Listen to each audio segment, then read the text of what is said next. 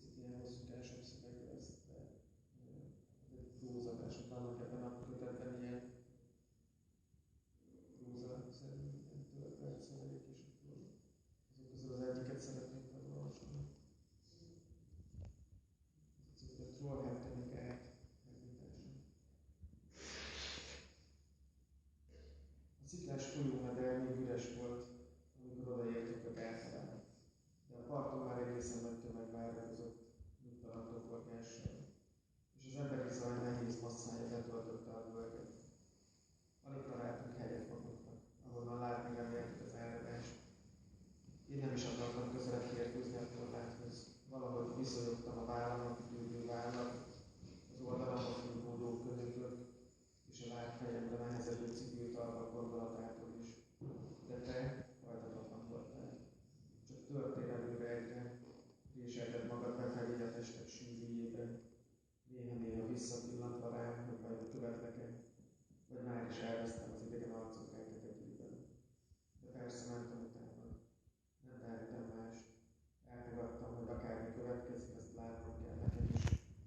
Végül egy alacsonyabb meredély szélére verekedtünk ki magunkat, de addigra már annyira felforulódtak körülöttünk az emberek, hogy onnan aztán sem erre sem tudtunk mozdulni.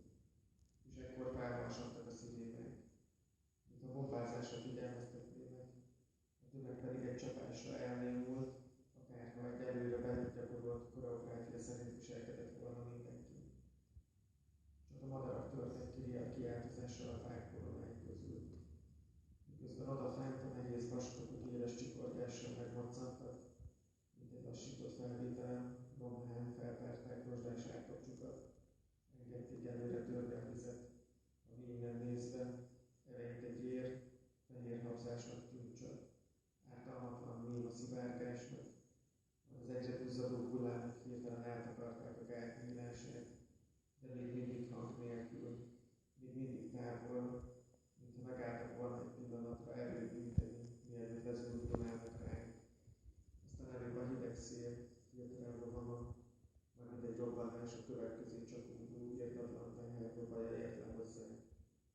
Bár álltak körülöttünk néhányan, jól láttam az arcod minden rezdülését, a várakozó mosolyt, az izgatott pillantásokat, és aztán a lassan belét húzó félelem apró rántásait is. A nálad lévő fényképezővel gyorsan kattintottál még egyet-kettőt, de ahogy a hömpölygés közeledett, és a meredély is leszketni kezdett a lábaink alatt, riadtan fordult felé. Én azonban szándékosan nem mosolyogtam el. Nem akartam neked segíteni. A körülöttünk álló gyerekek ekkor sikítozni kezdtek, és a szüleiket kérlelték, hogy vigyék őket hátrá, de a moccantlan tömeg falként vette őket körül. Láttam, hogy két ember között megpróbálsz valahogy átnyúlni felé, de még időben visszahúzódtam. Így nem érhettél el. És abban a pillanatban neki csapódott az ár, az alattunk kimerevő szikafalnak. Embertelen, mély zúgása minden egyebet elnyomott. A női sikolyokat, a gyereksírást, a férfiak artikulálatlan ordításait, de még össze-vissza csapódó gondolatainkat is. Mégis, ebben a magától értetődő és üres pillanatban világossá vált, hogy mi lesz velünk. Hogy mit kell mondanom legközelebb, ha elül ez a zaj, aminek akkor úgy tűnt, nem akar vége szakadni, pedig talán csak néhány másodpercet tartott. Azután kitölt a tapsvihar,